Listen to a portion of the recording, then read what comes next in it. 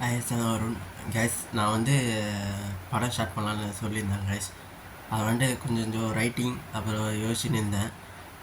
ஆனால் ஜூலையில் ஸ்டார்ட் பண்ண போகிறேன். ஏன்னா ஜூன் மாதம் இஎம்ஐ இருக்குது. அதனால் ஜூன் மாதம் இஎம்ஐ முடிச்சுட்டு ஜூலையில் ஸ்விக்கி ஓட்டிட்டு காசு கொஞ்சம் சேர்த்து வச்சுட்டு ஒரு பெரிய பிக் மூவி ஸ்டார்ட் பண்ணலான்னு இருக்கேன் கேஸ்.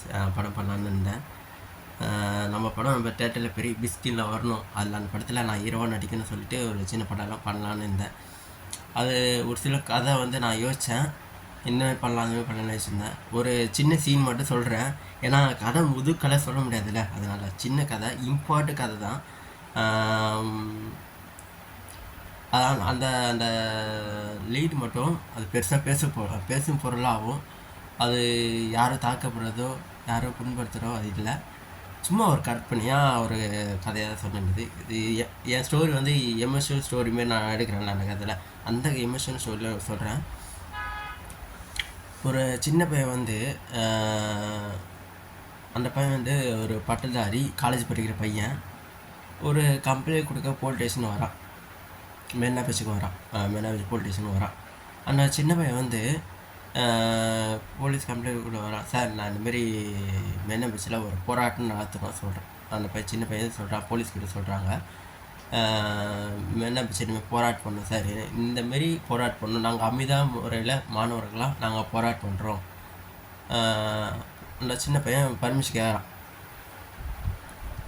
போலீஸு கேட்குறாங்க, நீ யாருப்பா? மெரினா பீச்சுன்னா அவங்க அப்பா மட்டும் சொட்டா அப்படியே இந்த போலீஸ் அதிகாரி கேட்குறாரு. இல்லை சார், அந்த மாணவன் சொல்கிறான், ஆமாம் சார், இது எங்கள் அப்பா வீட்டு சொட்டு தான். போலீஸ் வந்து என்னடா பட்டான்னு அந்த மாணவன் கண்ணத்தில் பட்டான்னு வச்சுறாரு. அந்த மாணவன் கண்ணீர் லைட்டாக கண்ணீர் இருக்குது. அந்த மாணவன் வந்து, ஆமாம் சார், இது எங்கள் அப்பாவோட சொத்து தான். ஆனால் அந்த மெரினா பீச் சொத்து வந்து எங்கள் அப்பா சொத்து மட்டும் இல்லை, 8 கோடி மக்கள் சொத்தும். எங்கள் ஃபேமிலி வந்து 8 கோடி மக்கள் சொத்தும். 8 கோடி மக்கள் சொத்து இது. ஆனால் எங்கள் அப்பா மட்டும் அந்த மெரினா பீச் என் சொத்து தனக்காக சொல்லலை. ஆனால் ஒரு சிலர் தான் அவங்க சொத்தை வச்சு அவங்கள சொந்த கொண்டாடினே இருக்காங்க. அந்த மெரினா பீச் வந்து சொந்த கொண்டாடினே இருக்காங்க. ஆனால் எங்கள் அப்பா வந்து 8 கோடி மக்கள் சொத்து இது, என் சொத்து மட்டும் இல்லை, 8 கோடி மக்கள் சொத்து அவர் சொல்கிறாரு. ஆமாம் காசி, இது வந்து சின்ன கதை தான், உங்களுக்காக நான் சொல்கிறேன். நான் கன்ஃபார்ம் நம்ம ஜூலையில் படம் பண்ணுவோம். ஓகே கேஸ், உங்களுக்காக இந்த சின்ன கதை சொன்னேன். ஓகே கேஸ், என்ன போல பாய் கேஸ்.